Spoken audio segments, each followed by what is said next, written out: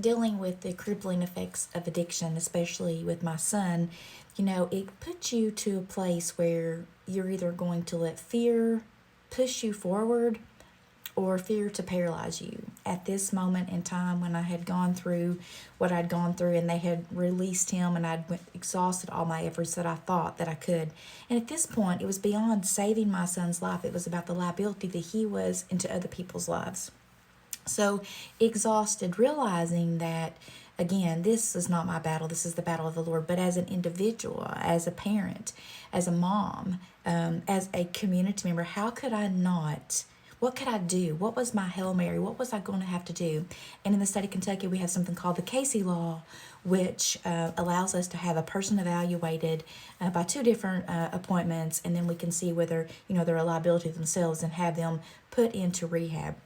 And so when I literally knew he was served the papers that I had to do this, because here's what I wanted to happen. I didn't want to happen. I didn't want him to continue this lifestyle, to do something, to take someone else's life. And for them to look me in the face of the family of that individual and say, why didn't you do more? And there comes a point in time when we can't do more. It's up on the individual, but when you can do everything that you can.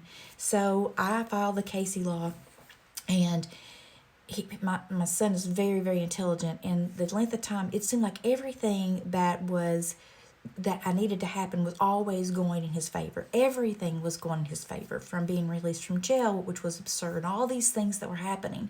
And I realized the enemy was doing everything he could to hang on to my son. How did I survive that? I survived by being in this word. I survived by, encouraging myself as David did in the Lord. I survived because I had to put my hope and my faith in the one true living source. And I had to utilize his strength to have the courage to do what I had to do.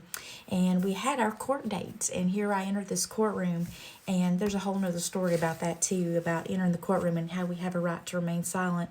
But as I stood there, they cleared the courtroom. It was between me and my son. He was pleading his case as to why he was perfectly normal. And I had to stand there with my knees shaking and testify against my son, how that he was a liability to himself and others. The hard part is having to say those things about my son that I never wanted to say with him standing in the room. I could feel the presence of the Lord overwhelm me from the people and the sisters that were praying for me.